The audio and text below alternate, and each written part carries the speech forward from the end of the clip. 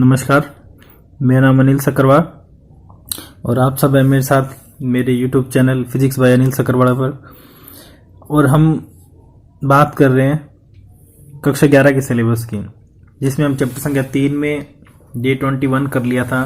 आज डे 22 है, जिसमें हमारी गति की समीकरणें चल रही थी। उसमें हम नेक्स्ट समीकरण लेंगे, समीकरण नंबर 2 जो है वो इसे गति की द्वितीय समीकरण कहते हैं। S is equal to U T plus half A T square by integration method. समाकलन विधि से गति की द्वितीय समीकरण का सत्यापन करेंगे हम। तो अपना जो टॉपिक है वो है गति की द्वितीय समीकरण।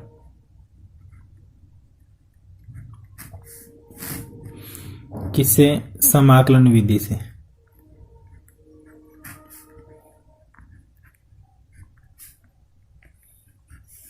समीकरण क्या है? S is equal to U T plus 1/2 A T square. ये हमें समीकरण को सिद्ध करना है। तो अब हम शुरुआत करते हैं इस इक्वेशन को सोल्व करने की। Second equation of motion bye integration method. Exam में लिख दिया जाता है नॉर्मली समाकलन विधि से। कलन विधि भी लिख देते हैं इसको। सकलन विधि का मतलब समाकलन से ही है। अब जैसे कि हमने गति की पहली समीकरण में परिभाषा ली थी, त्वरण की परिभाषा A is equal to D V upon D T. वैसे यहाँ जो परिभाषा लेंगे हम वेग की परिभाषा लेंगे। अभी बात करते हैं क्यों लेंगे। वेग की परिभाषा से by the definition of velocity v is equal to D X by D T. ये अपने पास समीकरण है। यहाँ से dx is equal to integration form में चेंज करेंगे तो dx को अलग ले लें, dt को दूसरी साइड में ले जाएं तो v इज इक्वल टू क्या हो जाएगा? gt हो जाएगा। अब इस समीकरण को आपने फर्स्ट दे देना। इस इक्वेशन को हमें सोल्व करना है। सोल्व करने के लिए सेम वहीं पहुंच गए हैं। अब हमें इंटीग्रेशन करना है और इंटीग्रेशन करने के लिए पहले हमारे पास लिमिट चाहिए। LHS में देखें तो x की रिस्पेक्ट में इंटीग्रेशन है, तो लिमिट x की रिस्पेक्ट में, इट मींस डिस्प्लेसमेंट के रिस्पेक्ट में। और डिस्प्लेसमेंट को in a form of equation of motions use करते हैं बाय s, कैपिटल S, यानी दूरी या विस्थापन जो भी लेते हैं उसे किसकी फॉर्म में? s की फॉर्म में डिनोट करते हैं। RHS में देखें तो यहाँ दिखाई दे रहा है dt, तो किसके रिस्पेक्ट में इंटीग्रेशन है? t के रिस्पेक्ट में। तो यहाँ समय के साथ लिमिट लेनी है। तो वही कंडीशन लेंगे जब समय t बराबर 0 है तो विस्थापन क्या होगा। लेकिन अब हमें देखना है कि वेग की परिभाषा ली है और वेग की परिभाषा क्या है? विस्थापन में परिवर्तन की दर, change in displacement with respect to time is called velocity. तो वेलोसिटी की डेफिनेशन में हमें विस्थापन में परिवर्तन को सोल्व कर रहे हैं। तो विस्थापन को देखना है हमें, समय के साथ विस्थापन में कितना परिवर्तन हो रहा है ये हमें देखना है। तो वही कंडीशन लेकर चल रहे हैं हम कि जब इसकी लिमिट लेने के लिए इनिशियल केस में जब t बराबर 0 है तो x क्या होगा?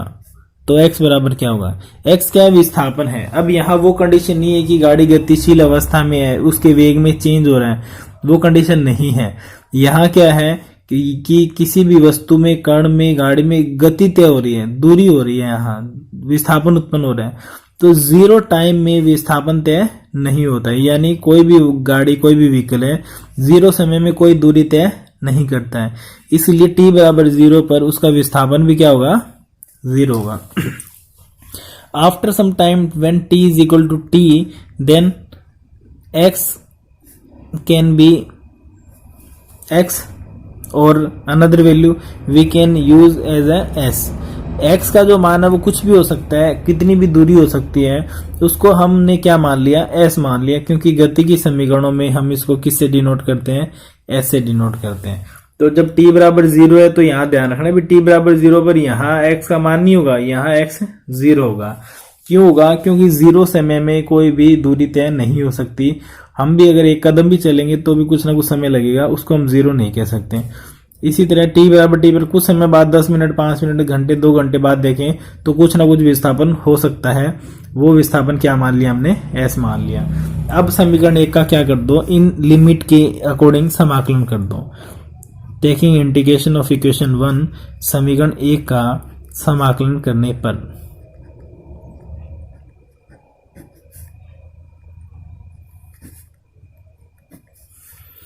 क्या है समीकरण का समाकलन? इधर लेंगे 0 से s dx, इधर लेंगे 0 से t और v dt है।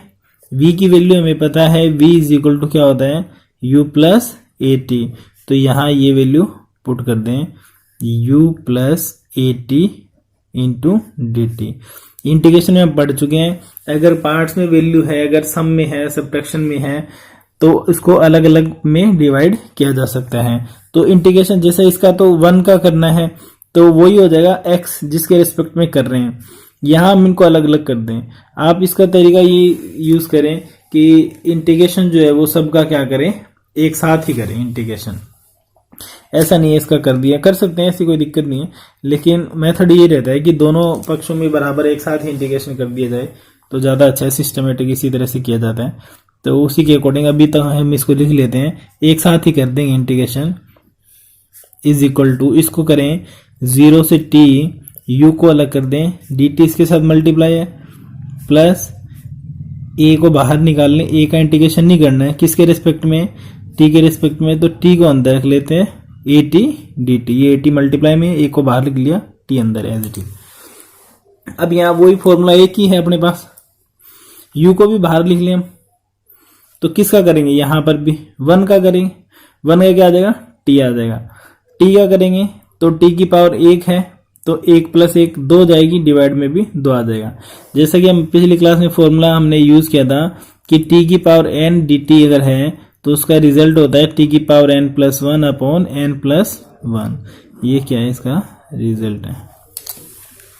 ये हमें अप्लाई करना है, इसके अंदर अप्लाई कर दें। इसका क्या आ जाएगा, x आ जाएगा, कहां से कहां तक, 0 से s तक। यहां से u एज इट इज बाहर ले लें। 1 का करेंगे तो 1 का हमने पिछली क्लास में बात की थी, कैसे करते हैं 1 का मतलब है 1 dt है। जैसे इसका मतलब है कि t की पावर कितनी है, 0 है, और t की पावर 0 है तो t की पावर 0 प्लस 1 हो जाएगा, डिवाइड में भी क्या आ जाएगा, 0 प्लस 1। तो वैल्यू क्या आ गई, t की पावर 1 अपॉन 1 का डिवाइड करेंगे तो वही वैल्यू रहेगी। तो t की पावर 1 और पावर 1 को लिखने की जरूरत नहीं है, तो क्या आ गया, t।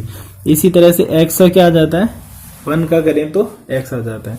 तो यहाँ आप x की पावर 0 लिख के भी कर सकते हैं, लिखना चाहे तो, इतनी ज्यादा आवश्यकता नहीं है, सीधा सिंपल ध्यान रख सकते हैं कि इसका जो इंटीग्रेशन है वो क्या होगा, जिसके रिस्पेक्ट में कर रहे हैं वो वैल्यू हो जाएगी। यहाँ क्या आ जाएगा, t आ जाएगा, इसका इंटीग्रेशन 0 से t। यहाँ देखें तो a एज इट इज, और इसका इंटीग्रेशन आ जाएगा t स्क्वायर अपॉन 2 और 0 से t। अब सब में क्या कर दो, सब में लिमिट्स पुट कर दो और फिर सॉल्व कर लो। तो यहाँ लिमिट रखेंगे, x की जगह पहले अपर लिमिट रखेंगे तो s आएगा -0 is equal to u as it is. t की जगह पहले t पुट करेंगे, माइनस t की जगह 0 पुट करेंगे, इज इक्वल टू 1/2 को चाहे तो, सॉरी प्लस 1/2 को चाहे तो बाहर लिख सकते हैं, क्योंकि कांस्टेंट में लिमिट नहीं रखते हैं, जिसके रिस्पेक्ट में इंटीग्रेशन डिफरेंशिएशन किया है उसके रिस्पेक्ट में उसी की लिमिट पुट करते हैं। तो यहाँ 1/2 को बाहर निकाल लिया, a एज इट इज है ही बाहर, तो t स्क्वायर की जगह t रखेंगे, t स्क्वायर माइनस t की जगह 0 पुट करेंगे, 0 का स्क्वायर, तो s, और ये आ जाएगा u multiply by t ut plus 1/2 a t square. और ये क्या है, ये गति की दूसरी समीकरण है, s is equal to U T plus 1/2 A T square. अब हम नेक्स्ट क्लास में करेंगे इसकी गति की तीसरी समीकरण। इस समीकरण को आप अच्छी तरह से करके देख लें, इसका स्क्रीनशॉट ले लें, एक बार दोबारा बात कर लेते हैं कैसे सोल्व करना है, क्योंकि इनमें हमें कोई थ्योरी नहीं करनी है। हमने इसमें क्या लिया, डेफिनेशन ऑफ वेलोसिटी, वेग की परिभाषा, जो क्या है, विस्थापन में परिवर्तन की दर। इंटीग्रेशन फॉर्म में करें, कन्वर्ट करें तो इसको dt को इधर मल्टीप्लाई कर देंगे, dx इज इक्वल टू है। सबसे महत्वपूर्ण काम, पिछली क्लास में भी हमने बात की थी, सबसे महत्वपूर्ण काम है लिमिट निकालना। लिमिट कंपैरिजन से निकाली जाती है कि जब देखना किस किस में लेनी है, तो आप LHS में देखो डी के साथ क्या लगा हुआ है x, तो x के रिस्पेक्ट में हमें इंटीग्रेशन करना है। इधर डी के साथ क्या लगा हुआ है t, इसका मतलब t के रिस्पेक्ट में इंटीग्रेशन करना है। तो अब ये देखो t का मान जब 0 है तो वैल्यू क्या है, t का मान चेंज हो जाता है तो वैल्यू क्या है, दूसरी वैल्यू। तो t का मान जब 0 है तो इसके रिस्पेक्ट में विस्थापन देखना है, x देखना है, यानी t जब 0 है तो ये देखना है 0 समय में कितनी दूरी तय हो सकती है। तो 0 समय में कोई दूरी तय नहीं हो सकती, इसलिए when t is equal to 0 then x also will be 0। जब t की वैल्यू कुछ आफ्टर सम टाइम t है तो x की वैल्यू भी कुछ ना कुछ हो जाएगी जो s है। इसलिए लिमिट t लिमिट तो आ गई 0 से t और x की लिमिट आ गई 0 से s, दूरी को हमने s लिखा है यहाँ। अभी हमने लिमिट लगा दी 0 से s और 0 से t। v गति की पहले समीकरण में हम सिद्ध कर चुके हैं कि v is equal to u plus A T होता है, वो हमने पुट कर दिया u प्लस ए टी। इनको अलग अलग कर दें, 0 से t u D T, as it is 0 से t t D T. Formula एक ही अपने पास यहाँ t की पावर n, इसका जरूर ध्यान रखिए, महत्वपूर्ण फॉर्मूला सभी में ये यूज हो रहा है। t की पावर n है तो जो पावर उसमें एक प्लस कर देते हैं, तो यहाँ t की पावर 1 है तो 1 प्लस 1 2 हो जाएगा और डिवाइड में भी 1 प्लस 1 2 आ जाएगा। यहाँ कुछ नहीं है, मान लो u है तो u कांस्टेंट है, जिसके रिस्पेक्ट में करना है वही वैल्यू होनी चाहिए वहाँ। u कांस्टेंट है, ये बाहर आ जाएगा। इधर से देखें तो a कांस्टेंट है, ये भी बाहर रखा हमने, तो यहाँ कुछ नहीं है, इसका मतलब 1 है। 1 को हम ये कह सकते हैं t की पावर 0 है, तो t की पावर 0 है तो उसका इंटीग्रेशन क्या आ जाएगा, t की power 0 plus 1 according to formula upon 0 plus 1, तो t1 अपॉन 1 t आ जाएगा ये। इसी तरह से इधर x की फॉर्म में लें तो x की पावर 0 है तो x की पावर 0 प्लस 1 आ जाएगा, तो x आ जाएगी इसकी वैल्यू। यानी सिंपल ये भी ध्यान रख सकते हैं कि 1 का इंटीग्रेशन वही होता है जिसके रिस्पेक्ट में किया जाता है। अब लिमिट पुट कर देंगे और सोल्व कर लेंगे तो फाइनल वैल्यू आ जाएगी अपने पास x up is equal to U T plus half A T square. ये आपको ध्यान रखनी है, महत्वपूर्ण इक्वेशन है। अब हम नेक्स्ट क्लास में तीसरी इक्वेशन सोल्व करेंगे डे 23 में। तब तक आप इसको रिवाइज करें और इसको अच्छे से पढ़ लें, नोट्स बना लें, लिख के देखें, 1-2 बार प्रैक्टिस जरूर करें, अच्छी तरह से क्लियर हो जाएगी, कोई दिक्कत नहीं आएगी। Thank you.